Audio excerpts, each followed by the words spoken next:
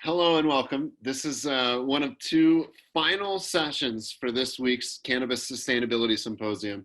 I don't want to say we saved the best for last, but we saved some of the very best for last, and this is no exception. Seeding sustainability, seeds versus clones. I'm really, really excited about this discussion. I'm so thrilled to have connected with Nat Pennington from Humboldt Seed Company, who put it all together. Nat, welcome. Sarah and Betsy, welcome. I'm going to let you guys all introduce yourselves and I will get out of here. So Nat, you take it away. Thank you for putting this together, man. Thank you, Ben. And it's an honor to be a part of this event. And we, of course, look forward to a day when we can all meet, in one place. But this is an amazing effort. And it feels like, it's bringing us together in a time when that isn't easy to do. So for folks that are out there in the audience, I would like to introduce my co-panelists, and I'll start with Sarah. And Sarah is someone that I've known for quite some time. She is a massive resource in Northern California for growers of all sorts, and has co-founded Dirty Business Soil. And Sarah, do you want to take it from here? Tell us a little bit more about yourself. Yeah, so we kind of consider ourselves at Dirty Business Soil like an agricultural extension office, and so we help get resources and information to the farmers in the traditional crop science. The ag extension offices of the different universities are available to all the different farmers except for cannabis. And so about 8 years ago, we saw a need in our community for some of these resources that were being held back from our cannabis farmers. So we started a soil testing laboratory, and from there we were able to help people reuse their soil instead of throwing it away, and also reduce their fertilizer inputs and fertilizer costs. Since then, we've evolved our services to be a comprehensive integrative pest management service, just general agriculture, cannabis agriculture information. And, we're working on kind of being a hub, like a farmer's almanac. So we can have up to the moment, up to date information as the season progresses. What's going on now? What can we expect? What's coming down the pipeline? What am I seeing in pests and disease and stuff like that? And so those are kind of some of the things that we're working on now. Yes, and I can definitely attest to, Dirty Business Soil is sort of on the front lines of cannabis agricultural challenges because, we here in Humboldt, we have the highest concentration of licensed cannabis grows in the state of California. And, when things are developing that are eventually challenges that cannabis growers probably everywhere will face, they tend to land on Sarah's desk relatively soon. And so she's been amazing at kind of unraveling those challenges and in a sustainable way, because of course that's something that we all definitely that's our motto in Humboldt, let's just say. And then Betsy is someone I've been honored to know and actually work with. So Betsy, you want to tell us a little bit about yourself? Yeah, I've been a seeds woman for over 10 years now. My focus has primarily been on herbs, vegetables, and flowers. I've been really involved on the national and international level to preserve the right for person-to-person seed saving and seed sharing. I'm really grateful to have interned with Nat and Humboldt Seed Company last season to apply my knowledge and skill set to a plant that really works for my constitution. So that experience got my husband and I linked up to Nymera, which is a licensed cannabis farm in British Columbia.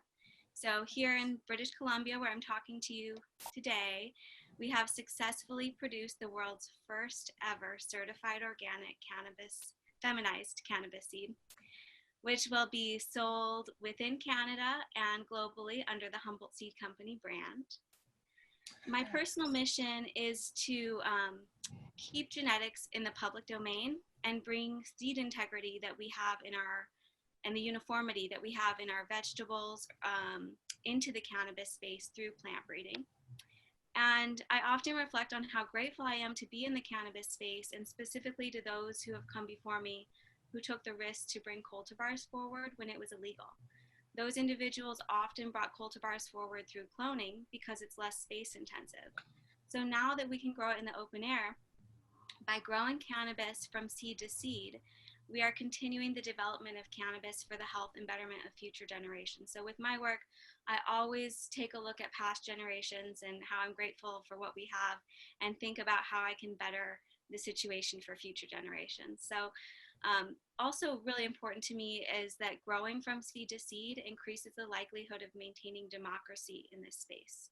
So if you think about other crops that are grown from clone, they're highly privatized. And if we're only growing from clone, then we really don't have the resilience, which we'll talk more about during this hour. We don't have the resilience in the species, and it's also likely to be in the hands of the few versus the hands of the many. Great. So thank you, Betsy, and thank you, Sarah. And I, there are a lot of good points already coming up. I think we have a fairly hot button type discussion here that we're going to be diving into today. I think that we ended up it ended up being seeds versus clones. And, I think that really what we're trying to get down to is how can we be the most sustainable, but yet,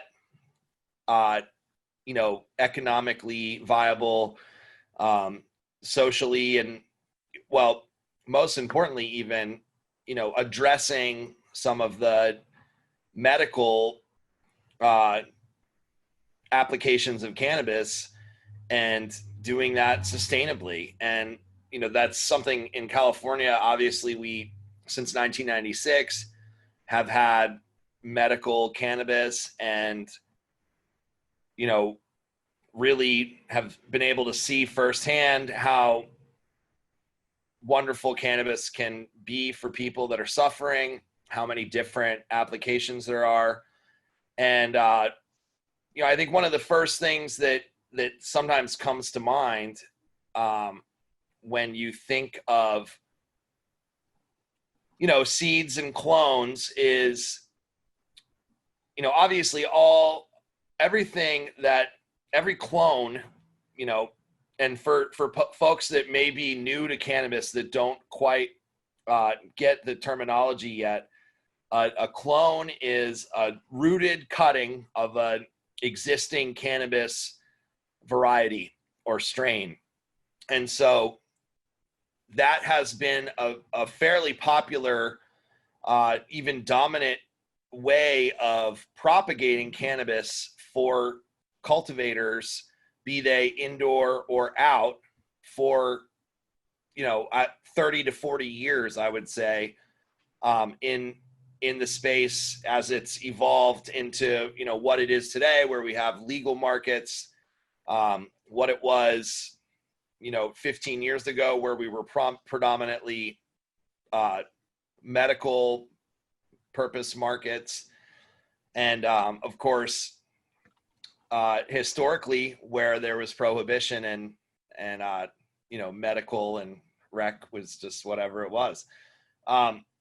So in any case, this is not a talk about seeds being superior, because they're clearly not at this given time necessarily the most common go-to method for cultivating cannabis. The most common way to cultivate cannabis, within a legal market, at least, let's just say, is by propagating clonally. Every clone, of course, comes from at one time was a seed that was sprouted, and oftentimes what we call pheno hunted, or just basically sifted through for specific traits that, be they medical or recreational, or even from a farmer cultivator perspective, maybe they have resistance to pests or pathogens that have been problematic, or maybe they just simply outproduce other varieties. So those are a lot of different factors that have gone into folks over time landing on specific varieties to propagate clonally. And that has given us, all of every famous variety that there ever was came from a seed at one time. And so I think what this panel wants to focus on is, sustainability, and how we bring this industry just another step closer to, really being more harmonious with ecology and more carbon neutral, essentially more sustainable. And so, without wanting to have it come off as really just a pitch for seeds, I think what we need to do is figure out what some of the potential drawbacks are of cultivating with seeds right now, and what needs to happen in the industry to address those issues that seeds currently have in their current state. And certainly there's many different seed companies in cannabis to choose from, or even in the hemp space, that have differing levels of, just different focuses, let's say, whether it be, discovery of new phenotypes or phenohunting, or simply just making seeds that produce consistently.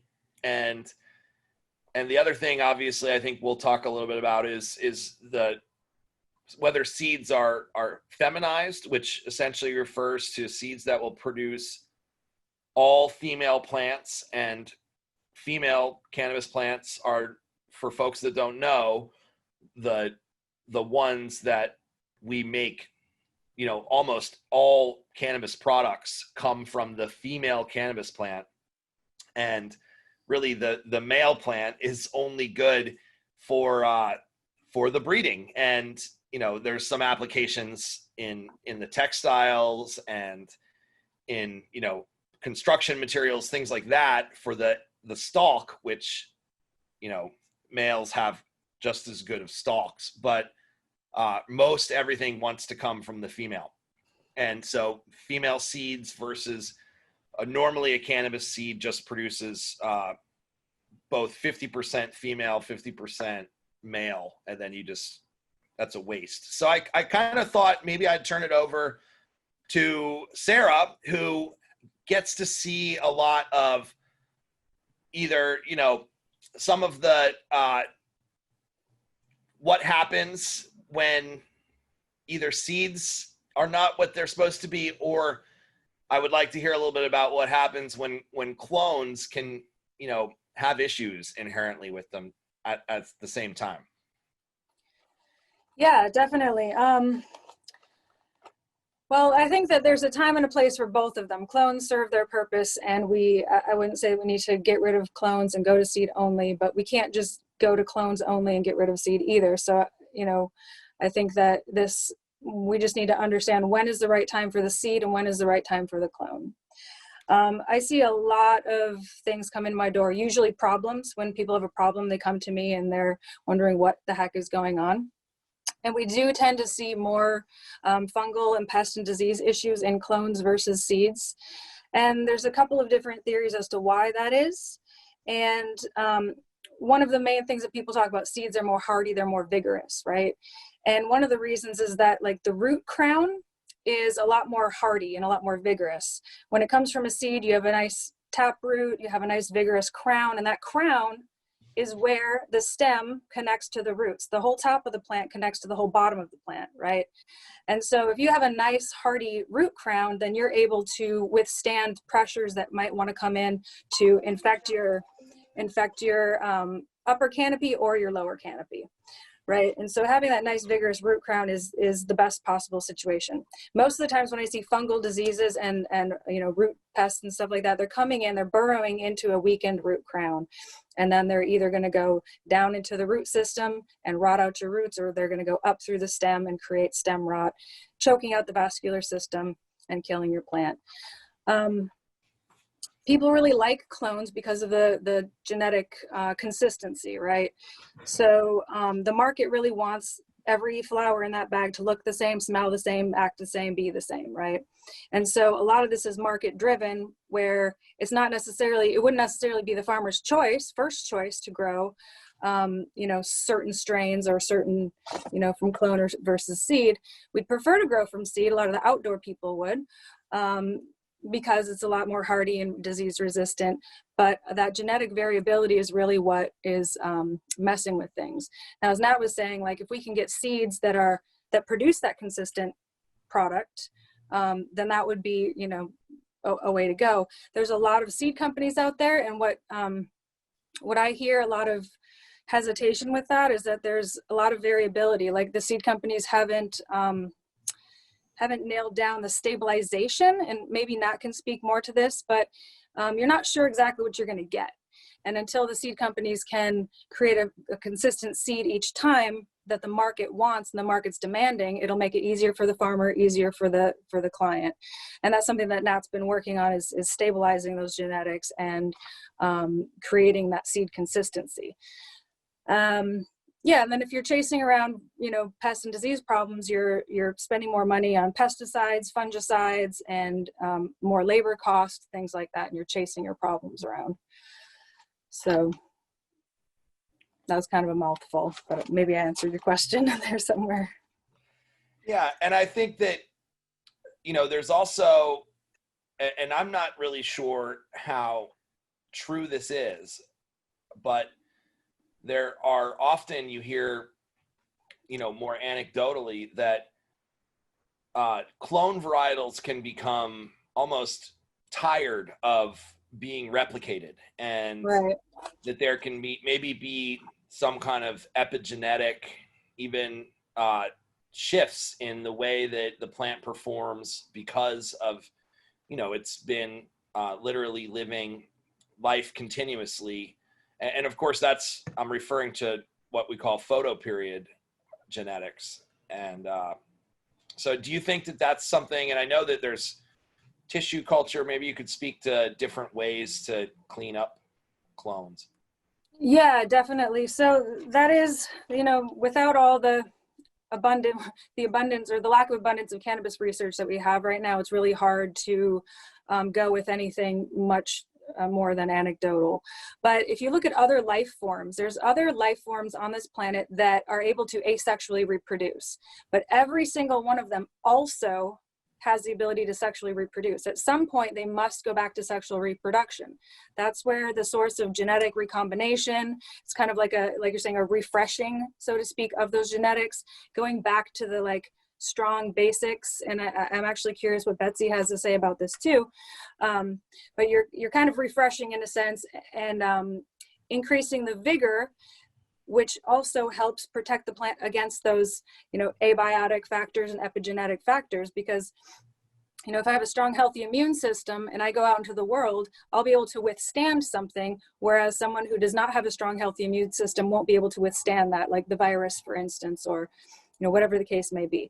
And so by kind of resetting that vigor and that strong, healthy immune system, you're able to ward off any of those, things that might come to try and attack you, right? But tissue culture is another way of cleaning up genetics. And again, not a ton of research on any of this, but I'm really curious to know, there's a lot of clone varieties that they're trying to clear out viruses and things from the actual genetics. And it's still, the verdict is still out about, viruses in the seed, and can a seed reset and withstand that virus? Or can we use micro propagation and micro tissue culture to reset the clone stage so we don't have to go back to seed? So some people are researching, like, maybe I don't want to go back to seed on this, because then you're going to recombine the genetics, which I don't want to do. So if you're not trying to recombine the genetics, then you have to go to a tissue culture cellular level and restart that specific plant without recombining the genetics and creating the variability that we're trying to avoid, right? Right. And I want to hear a little bit from Betsy on this, but just one thing that brings up for me was something that I found very intuitive and just a neat statement. It was actually on an Instagram, so not the normal place that I hear the most intelligent commentary, but somebody had said, well, it's true that we obviously want to have consistency in our medicine and even in our recreational cannabis, but at the same time, we diversity is precious, because and at least some variation is often precious, because that is what allows us to have the let's just say to be able to withstand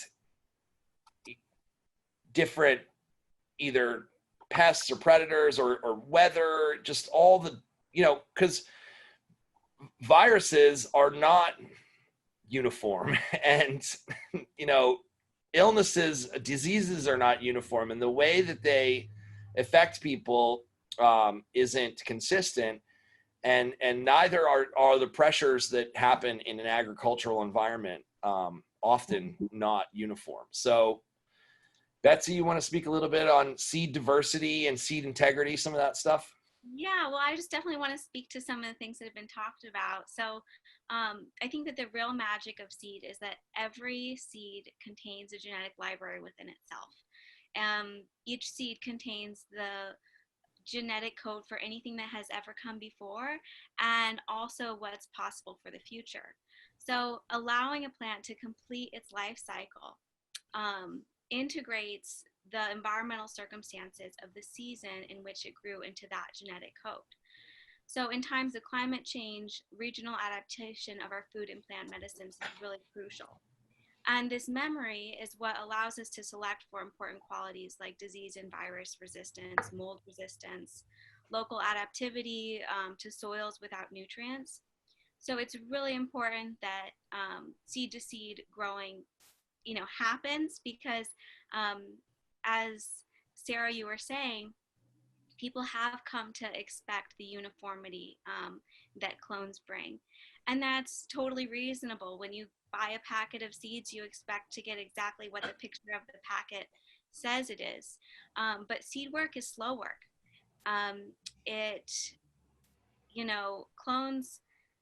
Clones accumulate disease, as we talked about, and degrade over time, where seeds kind of increase in bettering, themselves every year. So there are many ways to actually create that uniformity in a seed line, but it does take time. When you're doing general population breeding, it typically takes 11 generations. But with cannabis, and especially the way Humboldt Seed Company does it, within 3 or 4 generations through selfing, which is assisted by both cloning and feminizing, you can get a really solid and uniform, plant. The ideal situation for the long term is actually to create 2 strong inbred lines through population breeding. So 11 years, with 2 lines, and then you cross them together, and then you get a vibrant F1, which will have your uniformity, it has your vigor, your pest and disease resistance, and then this type of line breeding also prevents inbreeding depression. A great example of that is Humboldt Seed Company's Blueberry Muffin, which Nat has been perfecting for 21 years. So the challenge with cannabis, just to kind of wrap this statement up with some science, is that it's wind pollinated. So like trees, the pollen goes everywhere. It's also dioecious, meaning there's either male plants or female plants. Yes, you do get herms, but when you're a plant breeder, you don't work with those, you cull those.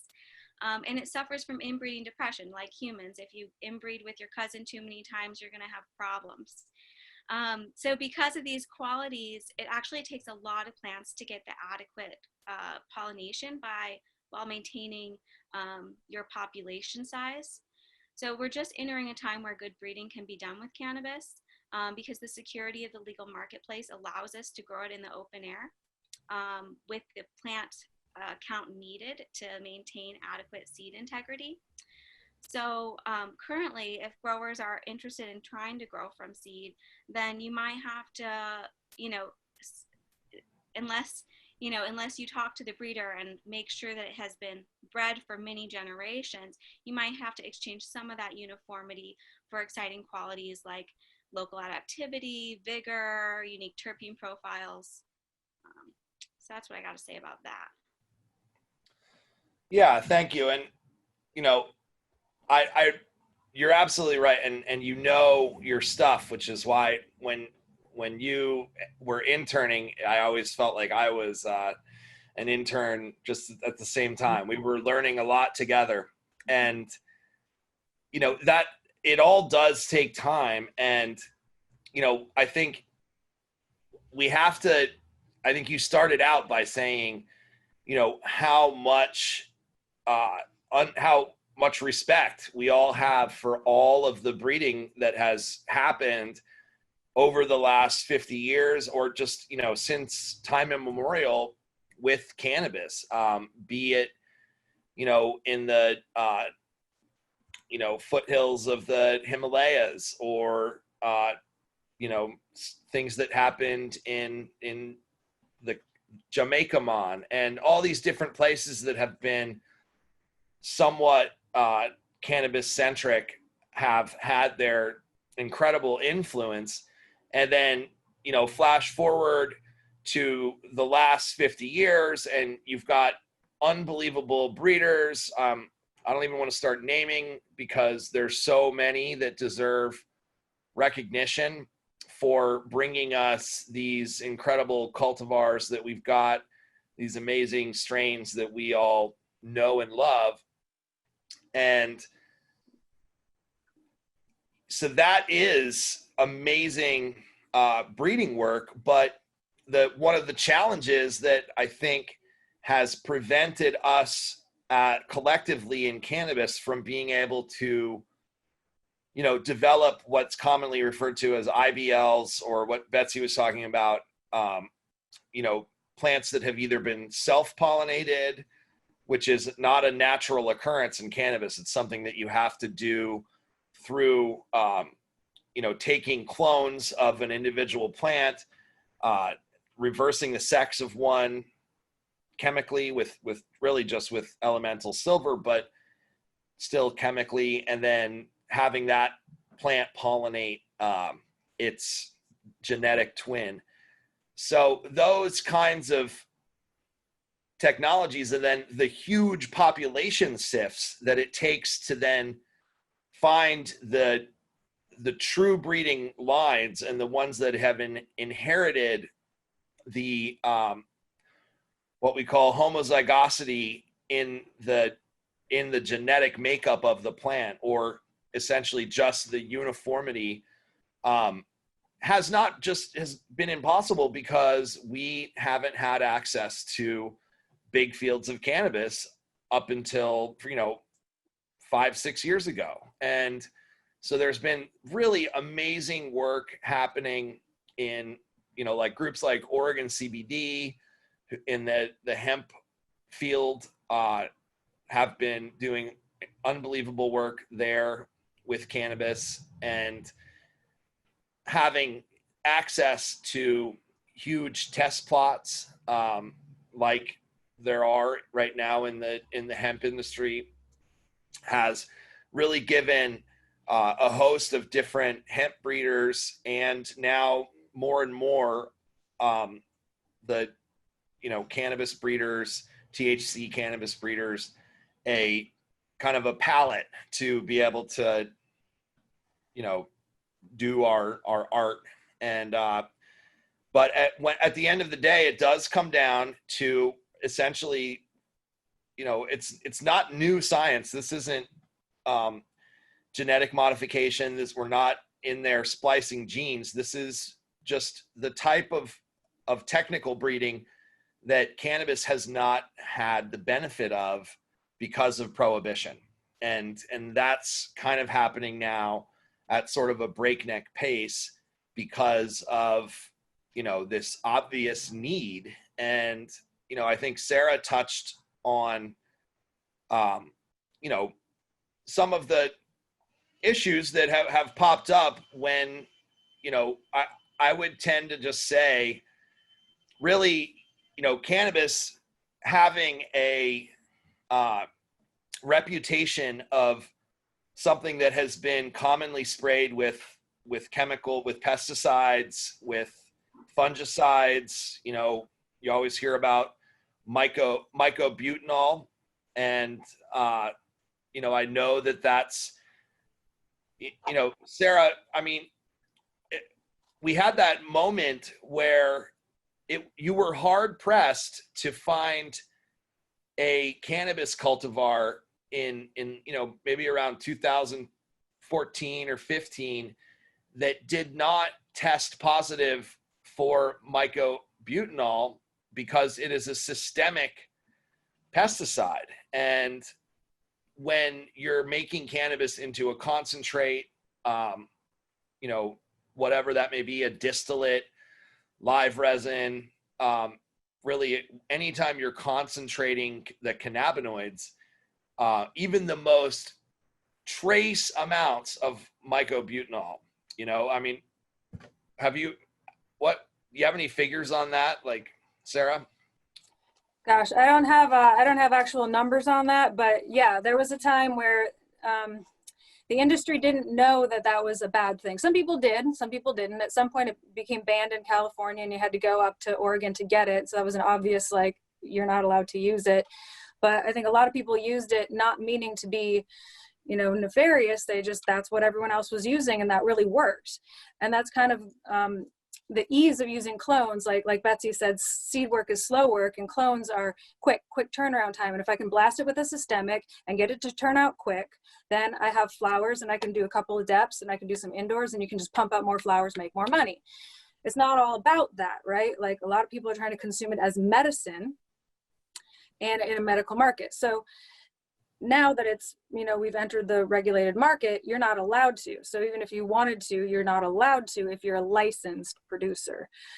And so now that we can't use these systemic fungicides, yet we're still using clones. And then, like we were talking about the you know, clones becoming tired and not as vigorous.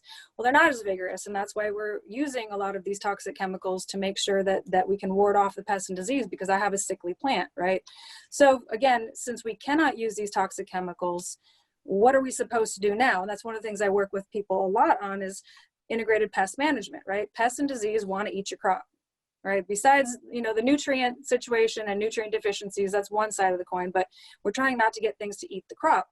And so in lieu of using mycobutanol and Avid and some of these other chemicals that are not allowed anymore, now cultivators are like, okay, well, I still need to pull off a harvest. So what the heck am I supposed to do?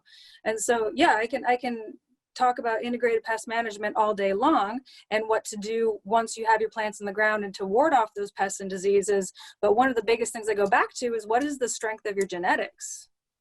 Because then we don't have to chase them around with all these IPM practices. Sure, IPM practices are good, but we don't have to be so intense about them, right? We should be able to develop an IPM strategy and let nature do what nature does. And part of that is getting a really hardy seed stock and getting good genetics. We don't have to use the pesticides. We can use more companion planting and the beneficial insects, not just buying the insects and applying them to your farm, but like encouraging the natural ones, you know, the natural insects, but also the natural fungi and flora and fauna that are in the air and the atmosphere that are falling down into your soil, that are good soil microbes. And, you know, using compost from your own farm so that you can inoculate your soil with local native microbes and things like that. So yeah, we got handicapped by removing all these toxic chemicals from our repertoire, which is a good thing, but now people are kind of left hanging like, oh no, well, what am I supposed to do now? I need to be a successful cultivator. And so I think that's one of the things that I want to talk about too is,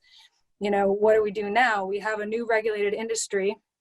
We have a new set of products we can use, a new set of practices, and where do clones fit into that model now? Because the clones, and the other thing is like when this became very, very illegal back in the 80s, it shoved everyone indoors. And so a lot of our practices became indoor practices.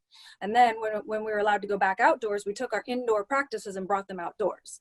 So we're a little confused in our industry about what we're doing right now, as everything has been changing so drastically over so much time.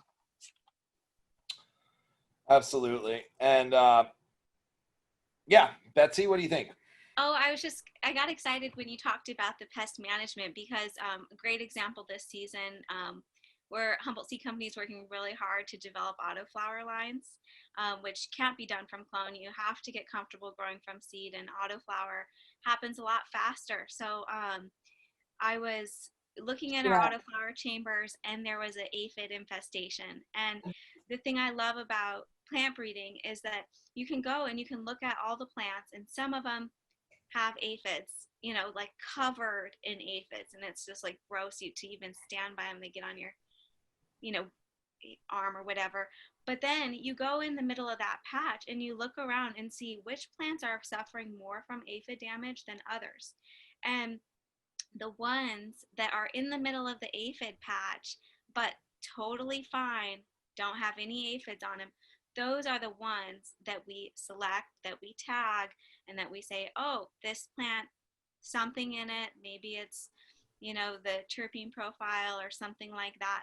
This plant doesn't allow aphids on it. It has something in it that says no aphids. So that's the type of plant that we save seed from and then bring forward and are introducing that integrated pest management into the seed so that our growers don't have to use the chemical applications. Absolutely. Yeah, because isn't it a lot better to just have a plant that doesn't get aphids, that it deters it naturally, than to like pump it full of, immune boosting things and root stimulators and silica and spray and add more beneficial insects? It's like, I'd rather just have a plant that doesn't get it in the first place and I don't have to chase it around. Exactly. Yeah, and I think, that's as we evolve as cannabis cultivators and as the world's cannabis consumer is educated a little bit. I did an article for MG Magazine a couple months back, craft breeding to, differentiate yourself in the cannabis space as a farmer, because, you see a lot of cultivators in California, and I can speak a lot to that, our state. And one thing that's been telling to this is that, large nurseries in California, like say Dark Heart Nursery, which is somewhat central, based out of kind of Oakland area, has a service where they even tell cultivators when there seems to be kind of a glut of certain varieties being grown in a region, they say, look, just so you know, you might want to reconsider, planting your 3-acre grow with all OG Kush, because Joe from, 10 miles down the road literally just picked his up. And, so there's something to be said for, not overwhelming dispensaries with just certain kinds of cannabis, and that this is a bigger topic, but it very much comes back to, how we grow and how we develop our industry in a more sustainable way. And while, sort of the monocrop model does tend to create a lot of efficiency, be it whether it's a seed propagated or a clone propagated they can both be a monocrop. I don't think that cannabis as a industry or whatever you want to call it, I don't think that it wants that. As a community of consumers, I really do believe in my heart that people actually do want to have access to a fairly vastly diverse set of strains or genetics, and I think that they would like that to continue to evolve. And that is, I think, going to happen organically, but that's really something that also feeds right back into the whole IPM, because there's nothing that's more susceptible to a pest or a pathogen than acres of just 100% identical clones, essentially. And so that's where you end up running into the need to be just overwhelming your microclimate, your ecology of your farm with some, even if it is a fairly organic pesticide, it can be overwhelming, and it can knock out some of your beneficials as well. So, just, I guess, throw in another vote for keeping diversity in cannabis as much as we can. But I also want to tell folks that are out there listening that we really did want to open up this panel for a conversation as well. And so I see that there's a few questions starting to come in on the chat bar. So keep them coming. And, I want to give Sarah and Betsy, a chance to kind of, if they've got any more thoughts, but we're ready to answer questions and have a dialogue with everybody. Yeah, definitely. Yeah, I'd just like to hear what everyone else has questions on and see what we can do to help answer them. Hey guys, I'll come back in and kind of help out with this part if that's cool. Great. So we do have a question in the Q&A from Cody.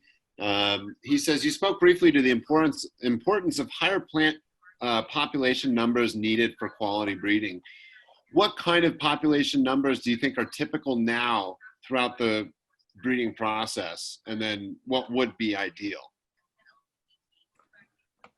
Well, we've worked with some geneticists out of UC Davis, and they suggested 10,000 plant populations was a start. And I said, wow, that is a crazy number. But that was before our recreational market kind of swept through California. And all of a sudden we started seeing grows happening at scale. And it was, while it was certainly scary for a lot of family farms and small businesses, and it still is, although, ironically, family farms in cannabis are doing better than ever somehow. I think it's just the heart that goes into it. But we started looking at 10,000 plants in 2018, and I think where we kind of misstep was we actually took the clones from every single one of them because they were photo period plants. And that was just an unbelievable amount of an unbelievable effort. And we narrowed it down to retaining 50 specific individuals that really stood out to us. And, quite a few of those are actually available as clones here in California now through several different nurseries, but a lot of them are just mostly integrated into our breeding programs. So on the other side of that, I believe that, I strongly believe that even someone breeding in their closet, even not even a walk-in, like just a small grow tent, could find and will find amazing cannabis genetics. And so, you certainly want to have you know, a minimum of maybe 10 different types to play with, even if it's in a population. But I think many people are doing pheno hunts that are around 500 to 1,000 plants that are on a commercial scale. But Betsy, you might know a little bit about, you know, you come from big, you know, general agricultural breeding. So what's your thought? I want to add to this. So in population breeding, like with other wind pollinated plants, you typically can isolate it down to 60 plants. And that includes your receivers, the plants that are receiving the pollen, and the pollen givers. So we try to keep our tents with 60 plants, but at the same time, you can also, with cannabis, there's half SID breeding and full SID breeding. And so just because one year, you know, you have 60 plants, and one year you could possibly have one parent receiving the pollen and one parent giving the pollen, that's only 2 plants. That would create a full SIB cross. Doing that for 1 or 2 years actually helps create uniformity. But when you close that genetic gap like that, you have to then open it up and see what you get. So it's about playing with those population sizes a little bit to find that perfect balance. And as a breeder, you always save back previous generations, like 5 years back, because what you did 5 years ago might not show up as inbreeding depression until further down the line. Sarah, do you want to add to that in terms of standard size that's out there right now in terms of population numbers in the industry, and what the delta is between that and what might be ideal? I think that those two have it covered. That's not really my area of specialty. Okay, just trying to mix it up. Yeah, thanks. Of course. You know, I had a couple of questions, which were, you know, via the council, I'm often thinking about what consumers see. And, you know, one of the things that we're doing that I've talked with Nat about is we're developing the organically grown cannabis standard. And, you know, there's some other good standards out there, particularly some really good regenerative organic standards like Sun and Earth or DEM Pure or Biodemeter. But there's not a, you know, I'm going to get to my question quickly. There's not a kind of baseline organic standard for legal marijuana production. There's some that hemp can get to, but if you're a marijuana producer, it's really hard to have something that says organic on there that you feel like isn't going to cause a problem. And so, you know, the point of all this, though, for us is we're trying to drive some transparency and create some premium in the marketplace so that cultivators who are going down that path, who, you know, if you're a Sun and Earth grower today, you're a regenerative farmer, right? And that's amazing, but there's no premium in the market for that label because, you know, we 5 may know what Sun and Earth is, and maybe our audience does too, but we're fucking weird, right? Like if we go ask 100 people on the street, they don't know what it is. So to the question, what can consumers in your collective view do to demand some of this variety? What can we do to avoid getting stuck with just Budweiser and Coors? That's really for all 3 of you, and I'd love it if, Sarah, if you'd start, since I whiffed on giving you a good question last time, unless this is also out of your wheelhouse, in which case I apologize again.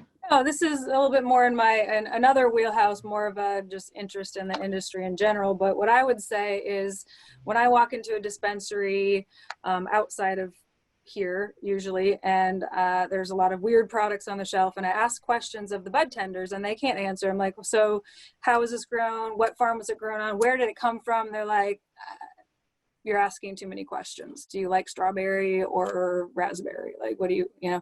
So asking them questions and stumping them every time, and then demand somebody in the company to have this type of knowledge, to be able to disclose this type of knowledge. And we just need to keep asking these questions. And, you know, because usually the squeaky wheel gets the grease, right? So if everyone's asking the same question, where did this come from? How is this grown? Where did this come from? How is it grown? Eventually they're going to have to start telling you and start bringing that information to the consumer. So keep asking questions is the best thing I can say. No question. And, you know, to that end, I mentioned we're doing the organically grown cannabis standard, which if Sarah and Betsy, if you want to take a look at it, we're still right now in the very end of the public comment period. Nat knows that because I've been bugging him about it for about 2 weeks. But one of the things that we've been doing as a precursor to that, Yes. yeah, like ask this fucking question. I don't know why. I want that question answered before I buy the product. If you can't tell me and then you want me to buy your product, even though you can give me zero information about it, Right. you And know, that doesn't work for me as a consumer. I mean, what I hear you guys what's at the core of what I hear you talking about is the fact that, you know, I don't think a lot of consumers don't know that you can grow cannabis in California essentially with 100% chemical inputs and still pass the test. That, you know, we always hear about, oh, you know, cannabis testing is rigorous, and that is true. There are certain aspects of it, like pesticides and fungicides, that are fairly rigorous, although, you know, even in California they miss several things, you know. every state. Yeah, so, you know, but what I think consumers need to understand is that does not mean that it's organic cannabis. It's not the same as, you know, when you go to, you know, shop for a head of lettuce and you choose the organic route.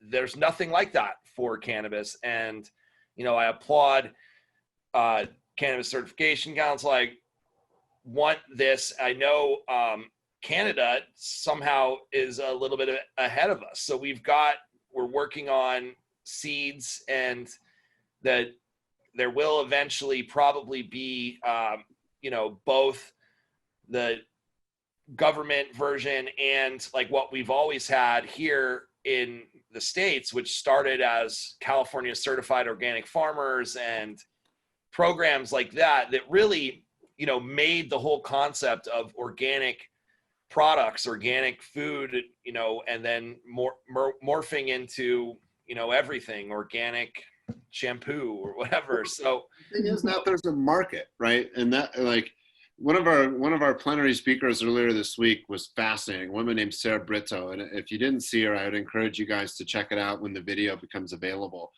She's got this amazing branding experience and background. She's worked with some of the biggest brands, whether you're talking about food or like American Express, in the world. And she's now doing this thing called the Good Food Media Network, where she's promoting the best 100 restaurants in America by quality of ingredient, which is super cool. And so, Nice. you know, she's really trying to do good. And she's got these like 12 rules of how to do what she's doing. And the number one rule is it's all about the money, which is not to say that it's just all about the money. But the point is, if you can't do something that has a market and that meets consumers where they are and that people will pay for, particularly if you're talking about in the context of trying to do business or do commerce or a value add, then you're doing nothing. And again, it's not to say that we look at the field of certification and say, oh, you're doing nothing. But from a market perspective, if you're a farmer, you put that money in, you're not getting it back. And we think that the organically grown seal will do that. We only have a couple minutes here. My producers are yelling at me. We do have one more good question from Cody, so I want to shout it out. Do you see many breeders subjecting their plants to pest and disease pressures in order to breed resistance? Where do you think we are in this progression as an industry? And let's keep the answer quick. Betsy, let's start with you. Well, just real quick, I just want to say that up here we are ProCert International organic certified. And I hope that the US completely legalizes so that we can ensure the health and safety of people ingesting cannabis, because I don't want people to be smoking toxins. Okay, so will you repeat the question one more time? Something about health? It's about stress testing, and let me just pull it up so I don't have to vamp. Do you see many breeders subjecting their plants to pest and disease pressures in order to breed resistance? I think that that's probably pretty radical in the cannabis space. People are really working on just trying to get uniformity. There's a lot of new seed companies coming out all the time that don't have the 30 years of experience that Humboldt Seed Company has to have, you know, working with. Man. Look at him. He's like, come on. Sorry, but No, I mean, I think I don't know. That's a great question. And I really can't say what other people are doing. I just know what brings me passion and what I focus on in the work I do. Well, I know in the hemp space that is definitely a major goal for a number of different breeding companies. And I think that is coming to cannabis. And, we've had, in a way, it's been kind of odd, but fortunate that some of the, just hemp being something that there's no longer much of a reason to have it cultivated indoors because it's 100% legal. And I don't know. That's I apologize. rabbit hole. We gotta go. Matt Pennington, Sarah Schutte, and Betsy Samuelson, this was really great. You guys are amazing. I want to have you all back to do a Happy Plants episode with us at the Certification Council. For Sarah and Betsy, we haven't talked, but check out our Happy Plants episodes. You can find it on our website. I'm going to bug Matt about it and see if we can't get you all on here. Thank you so much. This is one of our very, very last sessions for this week. We're going to close it now because my producers are yelling at me. Betsy, Sarah, and Nat, I hope you'll come and join us for the closing ceremony. It's going to start in just a couple of minutes, and we'd love to have you there because we're going to do a little group photo with as many of the speakers as we can get into the room. So thank you so much to our audience. Thank you to our speakers. This has been just an amazing week, and we will see you in just a few minutes. Thank you so much.